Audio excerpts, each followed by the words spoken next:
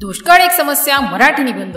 पाऊस पडेना म्हणून दुष्काळ पडतो हे विधान अर्धवट खरे तर अर्धवट खोटे आहे। पाऊस न पडणे ही एक नैसर्गिक घटना असली तरी त्यामुळे निर्माण होणारा दुष्काळ हे केवळ निसर्गाचे दैवत नसून ते मानवी चुकींच्या नियोजनाचे, पाण्याच्या दुर्व्यवस्थापन आणि पर्यावरणाच्या दुर्लक्षामुळे निर्माण झालेले मानवनिर्मित संकट आहे। महाराष्ट्रासारख्या कृषीप्रधान राज्यात दरवर्षी दुष्काळाची सावली पसरते। शेतकरी आत्महत्या करतो, जनावरे मरतात, पिके नष्ट होतात आणि लाखो लोक पाण्यासाठी तहानलेल्या नजरेने उचलतात। दुष्काळ ही केवळ पाण्याची टंचाई नसून ती एक बहुआयामी समस्या आहे जिचे सामाजिक, आर्थिक आणि पर्यावरणीय परिणाम दूरगामी असतात। दुष्काळाची व्याख्या आणि प्रकार। दुष्काळ म्हणजे एखादा विशिष्ट भागात दीर्घकाळ पाऊस न पडल्यामुळे पाण्याचे स्रोत कोरडे पडले की निर्माण होणारी तीव्र पाण्याची टंचाईची स्थिती होय। यामुळे त्या भागातील नैसर्गिक जीवनचक्र बिघडते। दुष्काळाचे मुख्य तत्वे 3 प्रकार पडतात।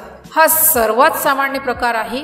यामध्ये वार्षिक पाऊस अपेक्षेपेक्षा खूपच कमी पडतो किंवा अगदी पडतच नाही। एखाद्या भागात पाऊस पुरेशी पडला तरीही पाण्याच्या नैसर्गिक स्रोतांची नद्या, तलाव, भूगर्भातले पाणी दुर्व्यवस्थापन झाल्यामुळे निर्माण होणारा दुष्काळ। पावसाचे प्रमाण पुरेसे असूनही पीक नियोजन चुकीचे असल्यामुळे किंवा पावसाचे वितरण असमतोल असल्यामुळे शेतीवर परिणाम। दुष्काळ दुष्काळाची मुख्य कारणे केवळ हवामानावर अवलंबून नसतात तर ती मानवरहितही असतात। भारतातील पाऊस हा मान्सूनच्या वाऱ्यावर अवलंबून असतो। मान्सूनची अनियमितता, पावसाचे वेळेवर न आणणे किंवा पुरेशा प्रमाणात न पडणे हे प्रमुख नैसर्गिक कारण आहे। नद्यावर धान्य बांधली तरी पाण्याचे वाटप योग्य प्रकारे होत नाही। पाणी पुरवठा योजनांमध्ये गळती आणि अपव्यय ही मोठी समस्या आहे। पाण्याचे पाझर फुंकण्यासाठी कोणतीही योजना नसते। शेती, उद्योग आणि घरगुती वापरासाठी बोरवेलचा विस्तार झपाट्याने झाला आहे। पावसाचे पाणी भूगर्भात शिरू शकत नाही आणि भूस्तर खोल तर होतच चालला आहे। रानतोड, नैसर्गिक वनस्पतींचा नाश आणि शहरीकरणामुळे जमीन पाणी शोषू शकत नाही। यामुळे पाऊस पडला तरी पाणी भूगर्भात साठत नाही। पाण्यावर अवलंबून असलेली ऊस, केळी यासारखी पिके जास्त प्रमाणात घेतली जातात। पाण्याचा कमी वापर करणाऱ्या पिकांकडे दुर्लक्ष केले जाते। दुष्काळाचे परिणाम अतिशय विनाशकारी आणि दुर्गामी असतात।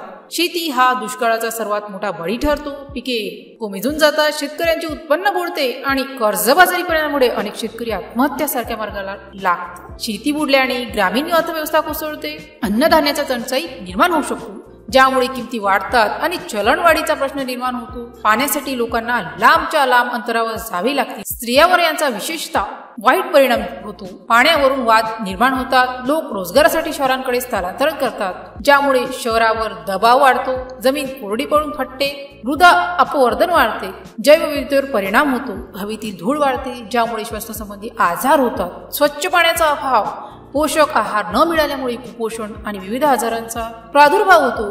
पशुधन मरण पावते ज्यामुळे पशुपालकांचे नुकसान होते। दुष्काळावरील उपाययोजना। दुष्काळ ही एक नियतकालिक समस्या झाल्यामुळे तीव्र संकटकालीन मदत करण्यापेक्षा दीर्घकालीन योजना आखणे गरजेचे आहे। पावसाचे पाणी साठवणे हा सर्वात महत्त्वाचा उपाय आहे।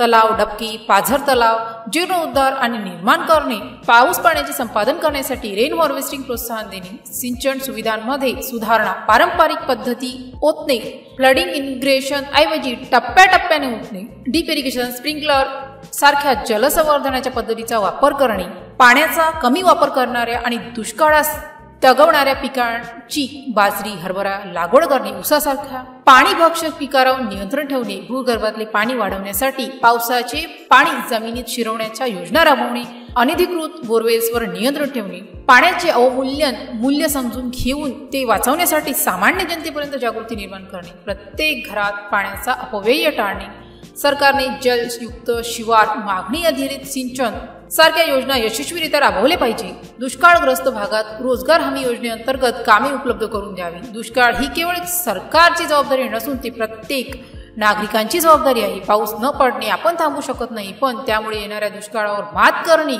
आपल्या हातात आहे। पाणी हे जीवन आहे हे फक्त एक घोषवाक्य न समजता ते आचरणात आणणे गरजेचे आहे। जलसंधारण, जलसंवर्धन आणि योग्य व्यवस्थापनाद्वारेच आपण दुष्काळासारख्या भीषण संकटावर मात करू शकतो आणि भावी पिढींसाठी एक सुरक्षित आणि समृद्ध स्रोत उरल्याची खात्री करू शकू। जलजीवन, पाणी म्हणजे जीवन हे तत्व जपणे हेच या समस्येचे खरे उत्तर आहे। जर या पोस्टशी संबंधित काही गोंधळ असेल किंवा आपल्याला अशा कोणत्याही विषयाची माहिती हवी असेल तर कृपया खालील दिलेल्या कमेंट बॉक्सद्वारे आपले प्रश्न आम्हाला विचारू शकता। या पोस्टशी संबंधित आणखीन काही प्रश्न असतील आपण आम्हाला ते देखील सांगू शकता की आम्ही त्या समस्या नक्कीच सोडवू।